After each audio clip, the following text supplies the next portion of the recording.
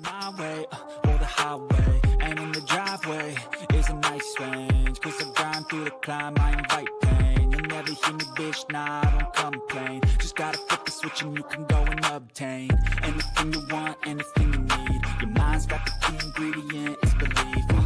They deceive with the negativity, but I just slide right by that energy. Even when you feel low, you can still go. Even when you feel slow, you can still go. Even when there's no hope, you can still go. I never answer to no, man, I still go. Go, go, go, go, go, go, go, go, go, go, go, go, go, go, go. What's going on, everyone? Welcome back to the Gallop Out. I'm your host, Ryan Anderson, joined as always by my co-host, Jackson Muniz. Jackson, how's it going, brother? It's going good, man. I feel like I've been hanging out with you a lot lately, but for a good reason. This is a big weekend coming up, and the Rebel card is always a tremendous one, and this year's certainly no exception. It is late pick 4 at Oaklawn Park for this Sunday, March 1st, is what we're going to be covering. We have an Oaks prep in the Honeybee. We have a Derby prep in the Rebel, and two nice maiden races to alternate in between some extremely tough, I would say, stakes caliber racing. And to join us, first-time guest on this show, he had me on the notorious OTB show with him and Barry last year for Del Mar. And now it's my turn to return the favor and get him on for his home track. It is the Wolf. It's Chase. What's going on?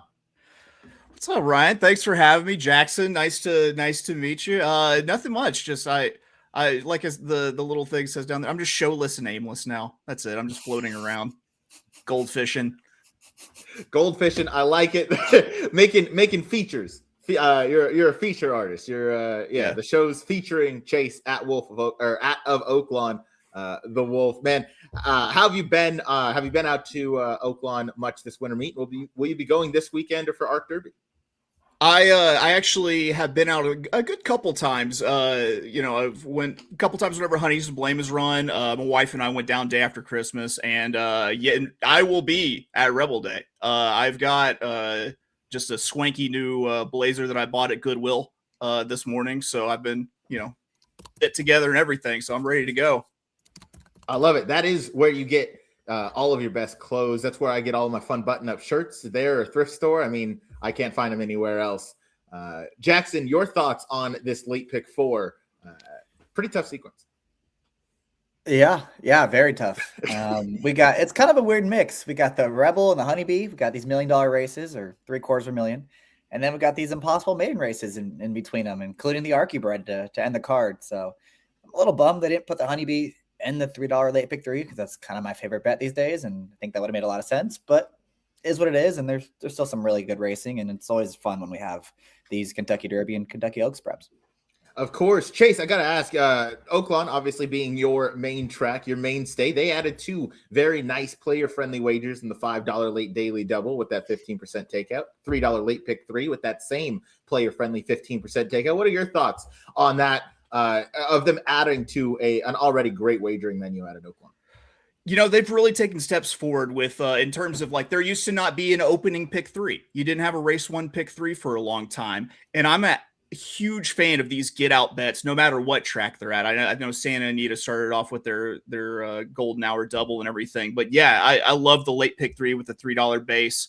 It always pays well. So does the $5 double, because crazy things always happen in the last leg. So it helps you take advantage of it. Yeah, chaos always seems to ensue at Oaklawn Park, and figures too when you have fields that full. Let's waste no more time. Let's get into it. Race number 9 to kick off this late pick 4. It is the Honeybee, the Kentucky Oaks prep for those 3-year-old fillies. Picks are up on the screen. We're all a little bit similar. I'm going 7, 10, 9. Jackson 9, 4, 6. And the Wolf is going 6, 7, 4. We're going to kick it off with you, Chase. You're going to go with the number 6 Search Party, winner of the Martha Washington last out. Won that race by a neck with a few common runners coming out of there. Yeah, so I think a lot of this is more of like it's a bet against Explorer, because I feel like whenever Explorer faces a field where there's a little bit of pressure early, she has a tendency to kind of fade off late. So I'm going with the Mark Casse horse with Christian Torres here. That's shown some ability to pass horses and made a good effort in the Martha Washington facing winners for the first time. I think this one should stay pretty close, and if there's enough pace, like I think there will, then I think she could take advantage of what I call the rail and trail bias, where it looks like the inside and the middle or in the middle of the track are really good. The paths in that you see horses flatten all the time. So I think Search Party will be out racing on a good part of the track, and I really like Mark Casse to get another stakes win under his belt. Absolutely. Mark Casse's been on absolute fire. We're watching a replay of the Martha Washington right now as they're coming down the stretch. Search Party is the number 3, who's eventually going to get that neck out in front.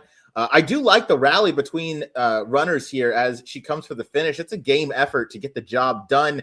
Jackson, we talked a little bit about this on the preview show that we did earlier today with a few of those runners across the finish line and the rest, 5 or so lengths back. What do you make, though, of the effort of Search Party to kind of get the job done, not in an easy spot between runners? Yeah, I mean, I'll admit that's not the easiest spot to pass horses late in the race. But I think prior to that, at least in that race on February the 6th, she got a perfect trip. I mean, she was sat in the pocket behind horses, saved a lot of ground. Pace was honest. It wasn't fast. And then, a lot of times when you see these races across the track, especially on dirt, when there's 4 horses down at the wire at the finish line, that can sometimes be a sign of a race that maybe isn't that strong, especially when the 3 to 5 favorite ran 60 lengths up the track and didn't show up at all. So I think there's reasons to be skeptical. I also think there's reasons to believe she can move forward in here. I mean, she's done nothing but run faster and faster with more racing. Now she's paired up with buyer tops, and to her credit, she puts herself into those spots. It's not like she's finding herself there and just happens to take advantage of it. I mean, she has the tactical speed to put herself in really good position early on. So she's not for me, but I understand the case for her. Yeah, she's certainly one that I respect off that effort. If she builds on it, that was a game performance. The horse that I ended up with is the horse that you kind of alluded to, the 3 to 5 favorite. That was an absolute no-show, but you're going to get a much, much better price. And betting on a filly to bounce back off of a bad effort where she's shown that she can do that before is certainly one that I want to take a chance on, especially if we're going to get, I don't know if we'll get 15-1 Jackson, as we kind of spoke about on our preview show, but we'll probably get somewhere in the realm of 7 to 11, 12-1, maybe somewhere in there. Chase, you picked this horse in second. Anything to add on another Mark Casse trainee? I absolutely love the walked off Vandoff next out start angle. That is one of my just dirty little pig boy angles that I just can't resist. But also, when I look at these races, I like to try to do my own pace projections, kind of project trips and everything. I think the Counting Stars might be able to just kind of migrate over, tuck into the rail, save all sorts of ground. And, if we can, change course from, like someone said, 60 lengths, I think, you might have a chance with Counting Stars. I do think that price comes down also from the 15-1, but I'm just leaning into the walked off Vandoff here. I mean, yeah, the zero buyer angle playback when you've seen a horse, run well before, winning from 6 lengths to losing by 60, clearly something went wrong. When she's had very nice performances in 3 of her 5 other previous races, she's just clearly known to throw in the occasional clunker. Jackson, we're going to turn to you to talk about the favorite, the only horse or the only one of this 3-person panel that's picking the 9 on top. I have Explorer in third just because of some respect. Chase completely playing against, and we'll get to that opinion in a second. But go ahead and talk about the favorite and why you're choosing her on top. Yeah, I just felt like she's the best horse in the race. She's consistently faced better animals in this, and I'll admit, if she's lower than 75, I probably wouldn't bet her. I think I would probably need I would need that 7-5 price, and I do think there's a chance she goes considerably lower than that. So in that case, I'd probably pivot to some exotics. But again, I just think she's the class of the field. She ran really well in the Breeders' Cup last year. And I think the most recent race you can be a little forgiving of. I mean, that was a race where I think they kind of decided early on, we can't let Super Corridor get the lead again. And when Super Corridor was charging the first turn and had the lead, I think JJ kind of decided, I got to send her through the rail and got to turn this thing kind of into a match race, because we can't, if that horse clears, we're going to lose. And so that's kind of what happened. She gets the best of Super Corridora, and then Meaning just kind of runs them down with the perfect trip. And I'm kind of torn on that race because, as you're going to see in a second, that was a stagger fest home. I mean, maybe the pace just really took its toll on them because there were a couple other mile races on the day, and these fillies went considerably faster. I think they went about 2 or 3 seconds faster than the other races early on in the day. So maybe that's why they just went so fast early on. They got a little tired late. And I do think that's not going to be a tactics on Sunday. I think they're going to get back to sitting a length or two off the pace, let some other speed horses go, and let her pass them late. And that's probably her best trip. At the end of the day, I just think she's better than these. And if she shows up, she's probably going to win. Yeah, if she shows up with her A effort, she's probably going to win. But Baffert won, wheels back very quickly for him. This is about 3 weeks rest. On top of that, Jason, I want to see hear your opinions on why you're trying to beat this filly come Sunday. But also, you know, the comeback effort in Santa Ynez was fine. And then whether you want to think that she regressed in the next 4-horse field that she faced in the Las Virgenes, or if it was a slow race, and as Jackson mentioned, a staggerfest home, feels like a few reasons to play against this filly here. Yeah, I mean, like I mentioned, I feel like whenever the pace gets really honest, even if the horse manages to sit just a little bit off of it, it really just kind of seems to take it out of her and the horse fades to second. You know, when I was doing my picks here, I guess I didn't understand the assignment. I was thinking of this as like a pick 4 kind of thing where I do think that Explora, if she doesn't win, will most likely finish second. But if I'm looking at this from a pick 4 ticket standpoint, that's a horse that I do not want on my ticket unless I'm going to single. And I think you can kind of there's plenty of reason, I think, to kind of spread out and try to beat Explora. You know, Bob Baffert shipping to Arkansas, traditionally fairly good results, maybe not quite as much recently. We'll have to see what the formulator tells me a little bit later. But yeah, I mean, I think she's a good horse, but I'm also a West Coast buyer truther. Like I feel a little bit skeptical of those high West Coast buyers sometimes. So, you know, is she good enough to win? Absolutely. But it'd be one that I'd leave off of a pick 4 ticket. Yeah, I mean, her last. I like you, Chase. I've been trying to convince Ryan for 2 years now that if you don't like the favorite on top, you cannot use them in the pick 4. And this guy continues to do it. I'm like, dude, it's hurting your ROI. Do I, though? Yes. Do I, though? Yes. Fair enough. All right.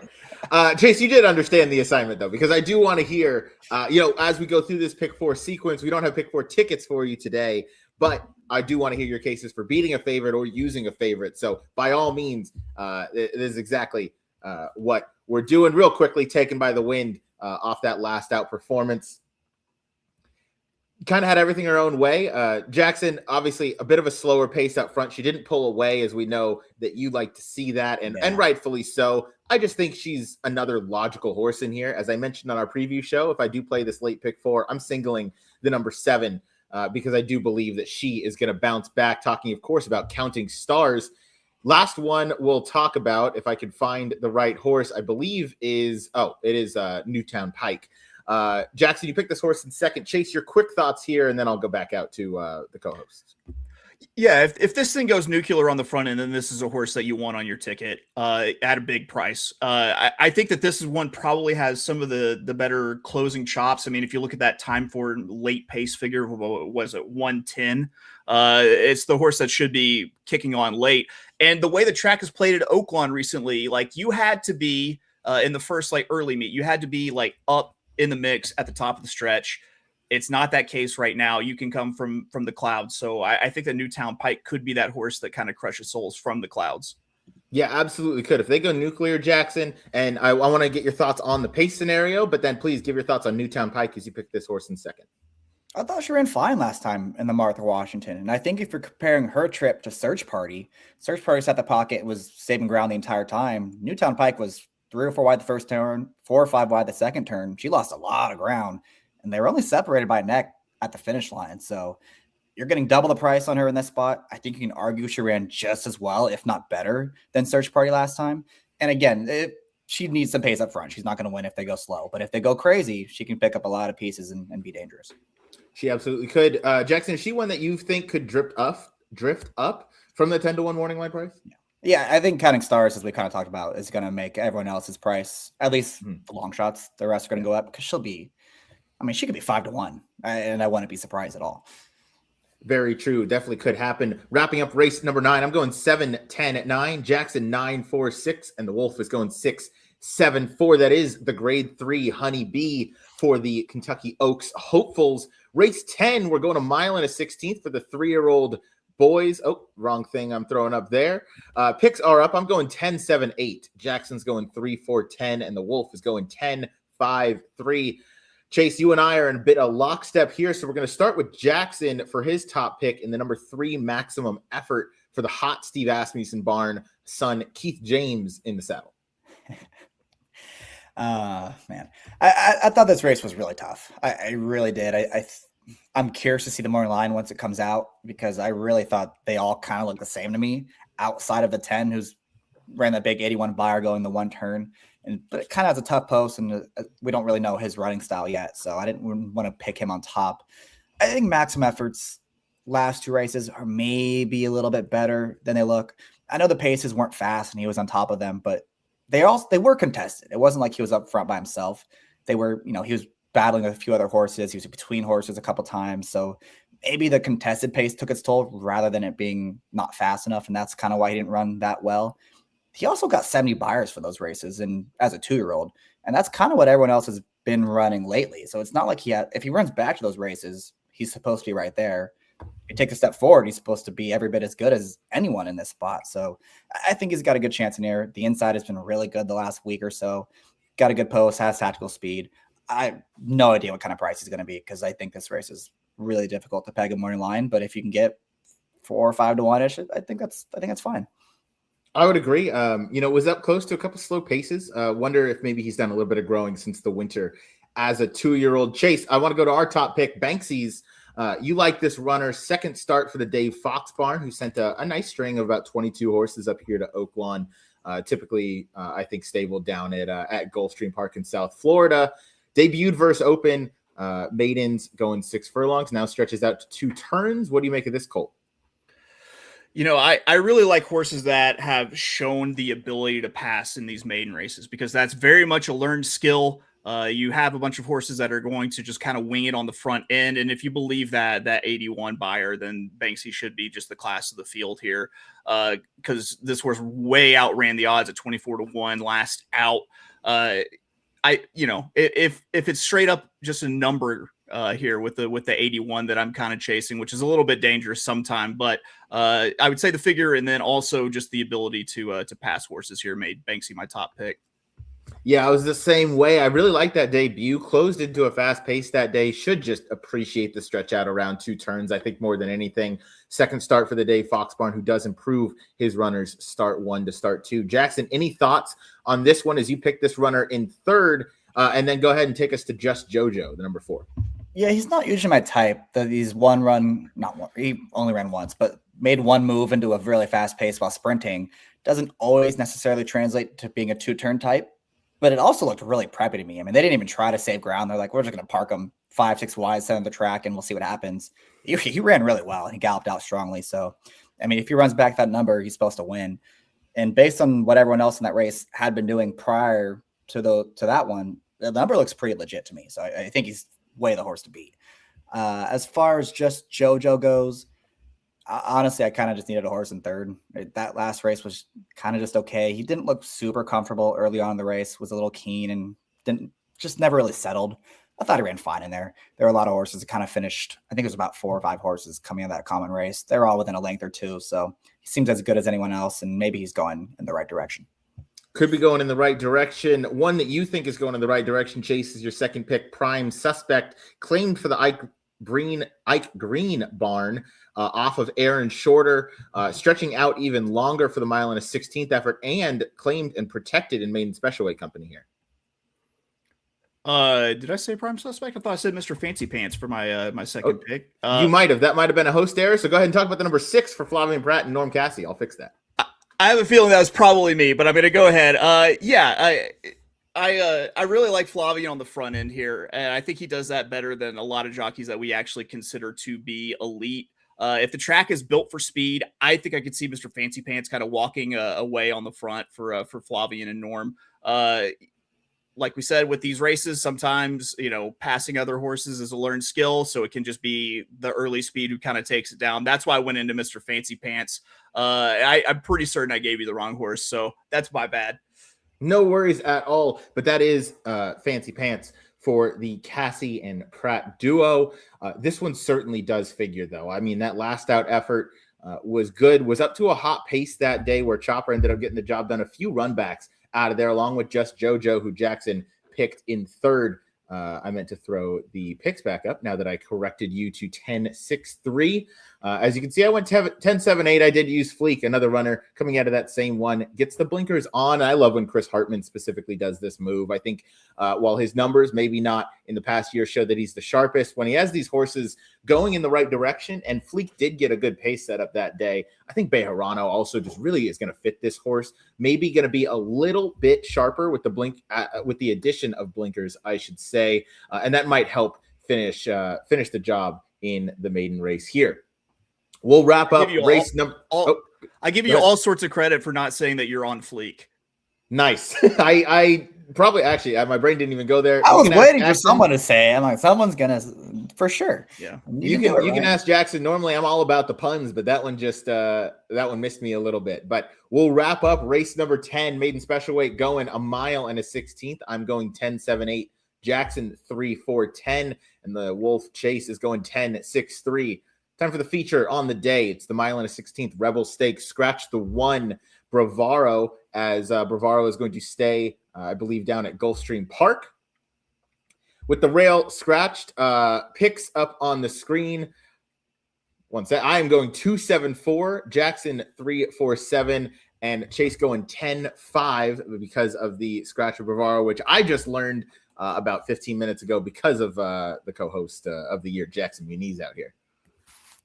I'm so glad Chase doesn't have litmus test anywhere, so we can both make fun of you for picking him. Go ahead and talk about litmus test, Ryan. Come on.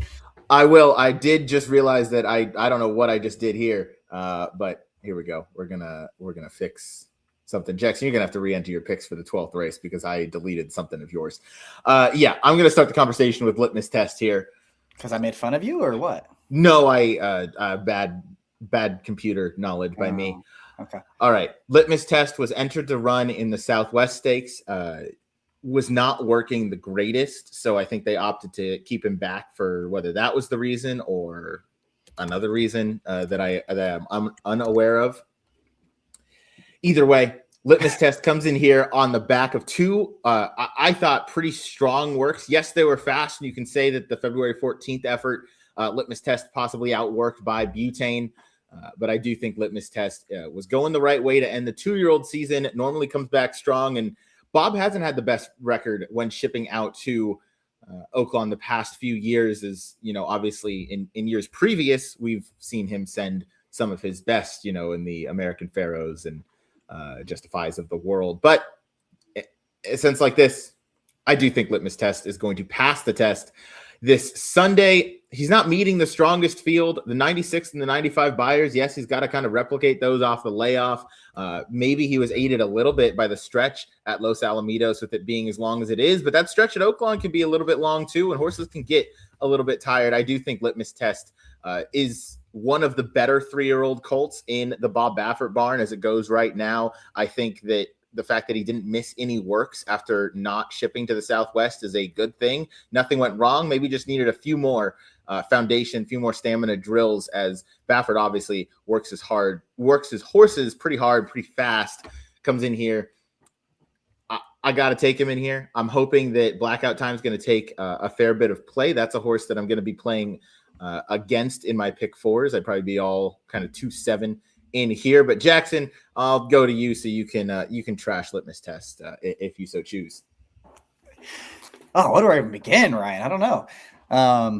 Yeah, I don't like that he missed the Southwest, and I think Baffert said though we never intended to run there, which I don't know. I don't know what to make of that quote, but I just look. First of all, he's not working that well. He's been outworked in the mornings by Butane, who isn't that great. He was outworked by Winston Avenue, who hasn't even won a maiden race yet. I think he's 0-2 or 0-3. And you also just watch him work in the mornings. He has that high knee action that you typically see from more turfy horses. which makes sense because he won at Los Al, and Los Al is a track that is very conducive to horses that run on the grass, and that's why the number came back so strong. And I don't know, that Los Al race wasn't that good. I mean, Blacksmith is not a great horse, either is Providence. It just felt like he kind of beat up on lesser horses than what he's going to face here. And even the Juvenile, I mean, that pace was so slow. He was able to stick around because no one was able to separate because they just kind of crawled on the front end, and he just kind of was dragged along with everyone else. And then 3-back, he was very easily beaten by Blackout Time. So I just don't see how you're supposed to bet him in the spot off the layoff, off the questionable races. He's going to be a short price. He's not working well. I just feel like there's so many red flags in here on this horse that if I'm not going to have him on a single ticket. If he beats me, so be it. I'll just move on to the next race, but I don't like him in here. That's fair. Chase, your thoughts on Litmus Test as you are also playing against this horse?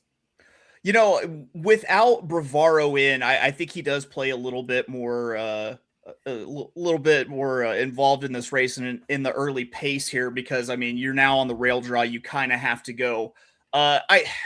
With Litmus Test, I mean, once again, I'm a West Coast buyer truther, but I'm also a never bobber. So I think this might just be like a personal grudge why I'm not necessarily on Litmus Test, though. I do think that now with the rail draw, the horse kind of has to go. What's interesting to me about the Rebel is that if we were to scroll through all of these past performances, you don't see a lot of ones all the way across. You don't see a lot of horses that want to be out there on the lead by themselves. And those are what I call like moonwalk races, where the gate opens and they all just kind of start tiptoeing backwards so no one actually has to be out in front. And so I'm kind of interested to see who goes here. I think I have a horse that goes, but yeah, Litmus Test probably has a better chance than I thought initially after the scratch, but not for me. Fair enough. On Litmus Test, we're going to go out to the number 10, as that is your top pick in here. That's Soldier and Diplomat. Steve Asmussen, Jose Ortiz team up. Gets one post in from the post 10, now drawn post 9. Yeah, it's a issue of like, who do we think could go? I think Soldier and Diplomat could go and be out on the front end of this. And I always kind of regard Kentucky Derby preps as being races that are typically won by horses that can run fast for a really long time on the front end with a high kind of cruising speed. And I think you kind of get that with Soldier and Diplomat. I think Asmussen has the screws kind of tightened here with the Bullet 5 furlong work, 2 back, and then he completes the traditional Assman power move with the slow 4 furlong work. After that, you get Jose Ortiz up, you're going to get an aggressive ride. And then it's another horse that should be out kind of in the middle of the track, kind of filling in that rail and trail bias that I like, where, if the horse is hung a little bit wide, it's okay because it's going to be hopefully be in the middle on a pretty good piece of dirt. So that's my opinion on Soldier and Diplomat. It's all going to kind of depend on if he goes early or not. It is, yeah. He kind of gets to control things, Jackson, from the far outside in this race. He's shown some speed. Maybe he doesn't have that same like kind of sprinter stretching out to turn speed, but he is a horse that's been forward, and he can kind of play the break under Jose Ortiz. He could, and I think last time the post kind of did him in because he broke well and he just was so wide that they couldn't get over. And it seemed like they were a little tepid to go forward with him, and it didn't. He ran fine. He was second in there. I think we're going to see him be a lot more aggressive on Sunday because those tactics didn't get the job done last time. And now he found himself in a race with less speed than the Southwest had. I think you just send out of the gate. And if someone beats you the front, then sure, you tuck in, it's a second. But I think your plan coming out of the gates has to be to try to make the front if you can. Absolutely. Yeah. It always pays to be forward, right? So, yep. We'll keep things moving right along. We're going to go to the number 5 horse next. Oh, I went too far. That is the 5 Honeys to Blame. Chase, did you name this horse?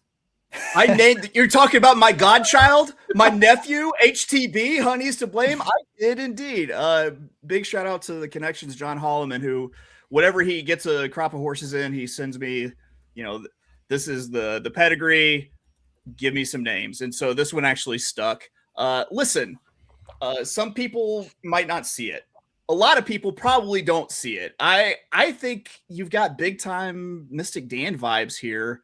Especially if they go a little too fast early with, Litmus Test and Soldier and Diplomat. Just look at the replay of the last race. I know it was a allowance, optional claiming, But this horse was wide through the first turn. If you look at where he was through the second turn, then you see a horse that was absolutely full of run, with nowhere to go, was completely professional, tipped out, and just started rolling big time. And I think you're seeing like a Beyer speed figure that kind of took it on the chin there because of the trouble that he had. I really think that Honey's to Blame is a little bit more competitive in figures than he's getting credit for. And like I said, if this thing goes kind of crazy up front, then you got to at least give him a chance to hit the board at 20-1. But yeah, I like to believe in my family members. So my nephew here, I think could get all the way up to win it. There we go. He started as your godson. Now he's your nephew. But we're watching him here as he sits in fifth, a little bit wide on the first turn. Jackson, what are your thoughts here as we are watching the replay of this eventual victory by the number 6, Honey's to Blame? Well, first of all, to be fair, he can be the nephew and the godson. They don't have to be two separate things. So it's not mutually exclusive. Exactly. Mutually exclusive. That was the word I was looking for. Thank you. Yeah, he ran fine in there. He has to get faster, obviously. There's no doubt about that. But I think Chase also has a point that, with his run style in his most recent race, he can only come home so fast because the pace wasn't quick. He was behind horses. So maybe you want to upgrade it a few points. And he's going the right direction. He's improved with each dirt start. And look, he already clears allowance conditions. There's only so many places to run. You got to take a shot in here. You got an improving 3-year-old on the dirt. This isn't the strongest Rebel we're ever going to see. Take a shot, see what happens. I think if you hit the board, that's a huge win. It absolutely is a huge win if he hits the board here. You can see Kenny McPhee can absolutely train these runners to move forward and, really get to the bottom when needed. And you kind of alluded to it at the beginning, Chase. You said this kind of gave you a little bit of those Mystic Dan vibes. We're watching the finish right now. This horse definitely, I think there's more in the tank. You can see just on the ride, it's almost just a hand ride. Didn't really go to the crop all too much going down the lane there. Did get the victory. Possible we see another step forward from this colt. Oh boy, the share screen is everything's messy. Oh, if you guys saw my screen right now, it's not looking great for how things are looking. But anyway, Jackson, we're gonna continue. I quite literally have no control over my screen right now. Okay, well, I'll just talk about the best bet of the weekend. So that'd be fantastic. Yeah, I love Class President in here. This is the horse I'm most excited to bet this weekend, mostly because I'm way against Litmus Test, who's probably going to be favored, at least co-favored, as Ryan has disappeared from the show. And then we haven't really talked about Blackout Time too much yet, but I think he's going to be heavily bet in this spot as well. So Blackout Time to me, it feels like this is probably just a launching point for him, and we're going to see his best effort come Arkansas Derby Day. Maybe his best effort is still better than these, but I don't think we're going to see, maybe his B effort is still better than these, but I don't think we're going to see his best. And I think Class President here is kind of interesting. His debut was good. I know it was just a 5-horse field, but he beat that field pretty handily that day. And every horse to come back on the dirt improved at least 8 Beyer points in that spot. So maybe that number is a little bit better than it might indicate. And I thought it was kind of weird that they cut him back last time because on debut, it felt to me he was getting better as the race got longer. So I wasn't really expecting him to run well in the Swale Stakes. He was also stuck on the rail, and the rail has been just brutal at Gulfstream for the entire meet, and he was hugged it the entire time. The horse that won was Solitude Dude, who was 1-5 in there, got an easy lead. And Class President tries to make this move up the fence around the turn. He tries to sneak through, tries to go challenge for the lead. Doesn't quite make it through and kind of just idled for a little bit. And once he finally got out wide in the stretch by like the 16th pole, the 8th pole, and he kind of kicked on again. It wasn't the best performance ever, but I think it was one you can build off of. And again, I think he's going to be better with more distance. That was going 7 furlongs. He's finally going the 2 turns. And he has the tactical speed that you want to see in a race like this that has somewhat of a murky pace scenario. He's going to be close, but he won't be on the lead. He'll be in striking distance in this spot. I think we're going to see his best effort in his 3rd career start, and he's not going to be among the favorites in here. So I'm really excited to bet this horse. I'm hoping to make that contest on Sunday, and this will be my all-in play at hopefully 7 or 8 to 1.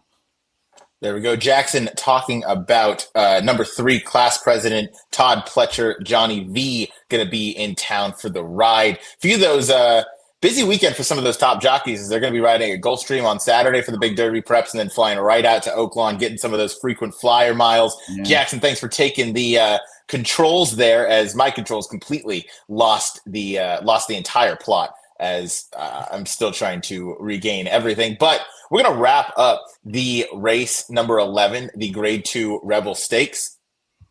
One more time with the picks. I'm going 2-7-4, Jackson 3-4-7, and the Wolf is going 10-5.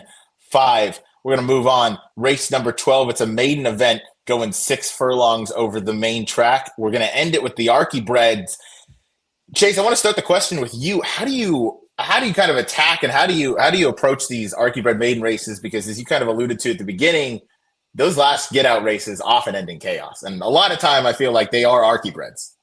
You have to put it in the work. Like, you have to get in there to Formulator and start digging through your mares. And, you know, if there's any sort of like productive siblings or anything like that, there are certain connections that I like to go with, like shortleaf. I didn't use a shortleaf horse, but shortleaf stables usually has, you know, quality Arkansas bred horses.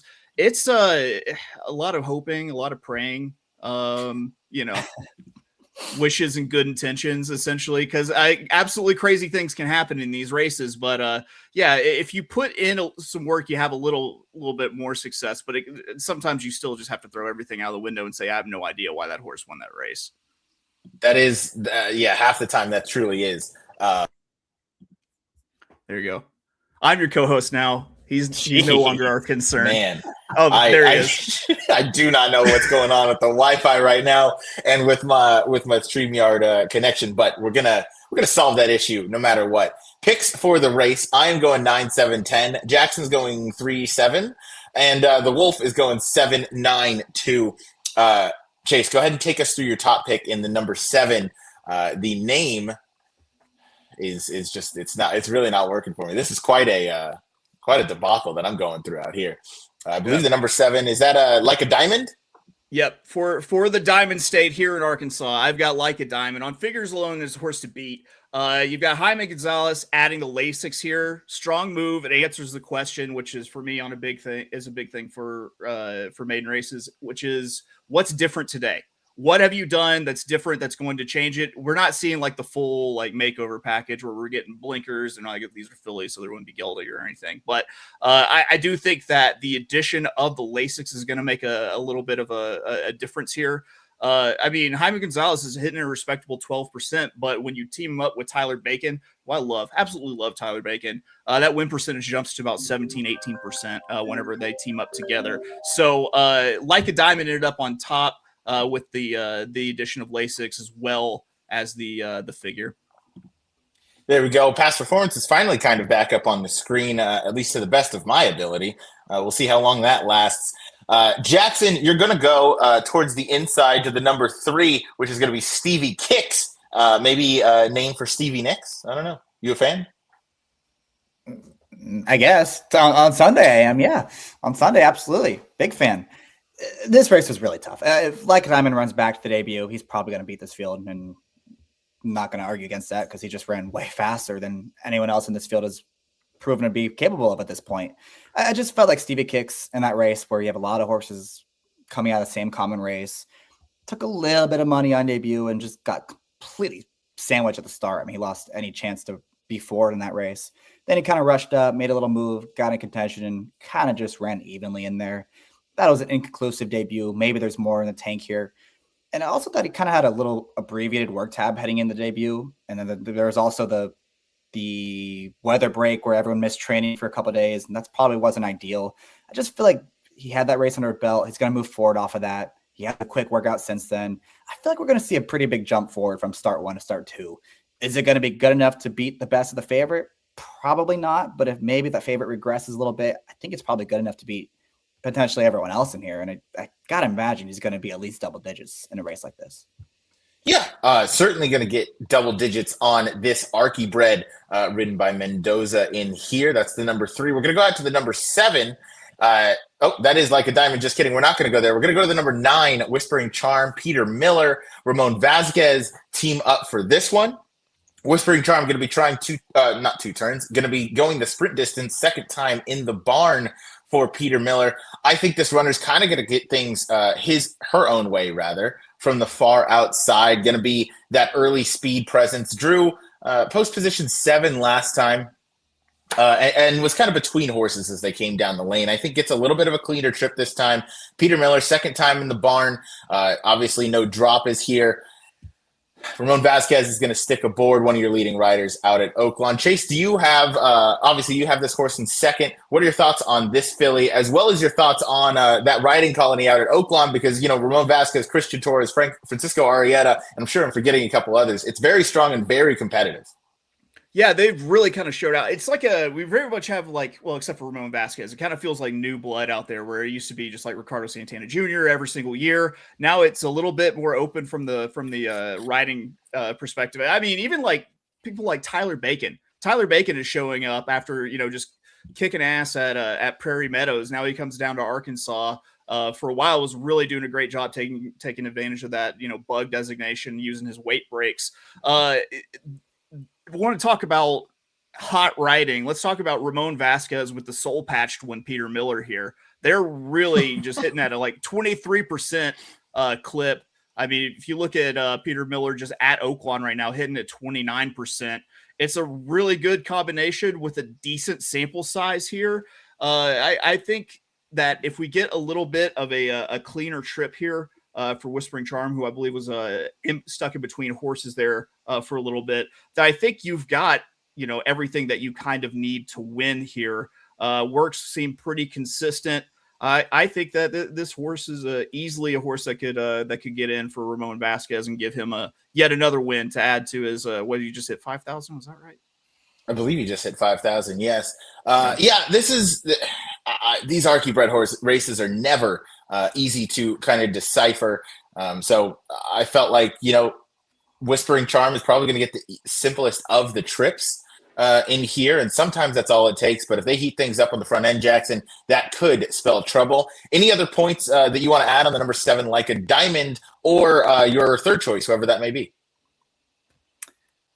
No, for me, it's probably going to just mess around with a 3 a little bit to win and play her underneath the 7. I think the other thing with the 7 here is it's February, and this is a 4-year-old facing a bunch of 3-year-olds, and this is a very early time of the year for these 3-year-olds to be taking on older horses. And I know they have, I believe the difference is 6 pounds, but that's not a lot. So the 7 is supposed to be 1 to 2 in here. I mean, she's really, if she runs back that most recent race, she's supposed to win. She is supposed to win. Chase, take us home with Artemis Sparkles.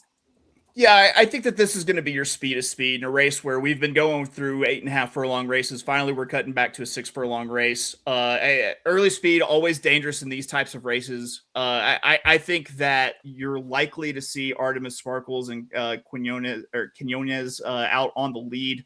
Alan Milligan hasn't really had a ton of success so far this meet. Not really great with maiden second starts, but early speed, dangerous. And if the horse is going to be on the front hitting the turn, then I think it's got Artemis Sparkles has plenty of a good chance to hold on. So that's the play for the 2 for me.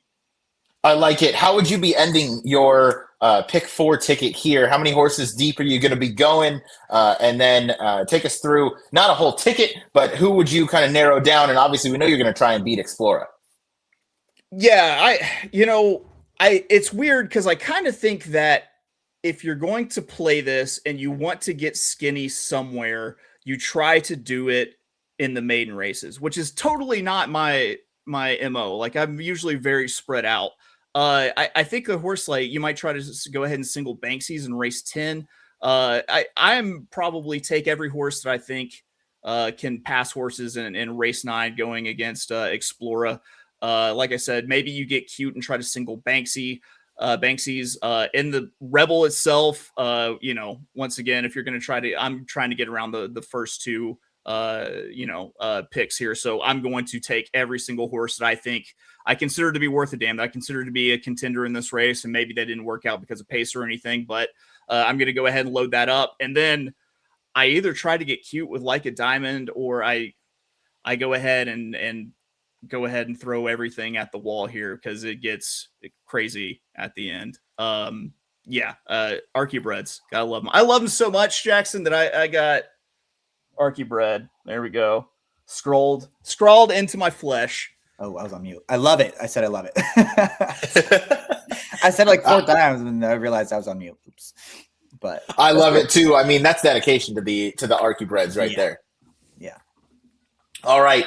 Chase, I got to thank you, man. Thanks for joining us. It's good to see you back on the airways. I know your name tag says showless and nameless or aimless. I was going to say aimless because nameless is certainly not appropriate, as you are known as the Wolf more than I think you are Chase, which I think is a good thing in your eyes, I would imagine. But Chase, thank you for joining us. Best of luck this weekend. Hope you enjoy Oaklawn Park and the Rebel. Parting question before I get your parting thoughts. How's the weather looking? Sunshine should be pretty good weather. We're looking at like 70 degrees on Saturday and then like in the 50s on Sunday. So it's going to be a little bit cooler, but you're not going to have any sort of just, signature Oaklawn 3 inches of rain or anything over the weekend. So we should be fast. Well, not firm because we don't have turf, but we should be fast the entire weekend. There we go. It's always fast and firm when you never run on the turf. So there we go. Jackson, parting thoughts from you, my man. No, I'm excited for this weekend. As we kind of talked about, this feels like the weekend where we're going to finally get some separation, I think, for as far as the Derby goes. I think there's there's Paladin and Nearly at the top, but they're it's very tepid co-favorites right now. And I'm hoping between Oaklawn, Gulfstream, and whatever the other prep is. Is there a third prep? Gotham. Oh, Gotham. Yeah. I'm hoping we see some big performances and finally get some more answers. There we go. For special guest Chase, the Wolf of Oaklawn, and my co-host Jackson Muniz, I've been Ryan Anderson. Thank you guys for watching, and we'll see you next time. Jackson, you and I are back tomorrow doing the Turf Pick 3 from Gulfstream on a very, very busy week. We'll see you guys then. Thanks for watching.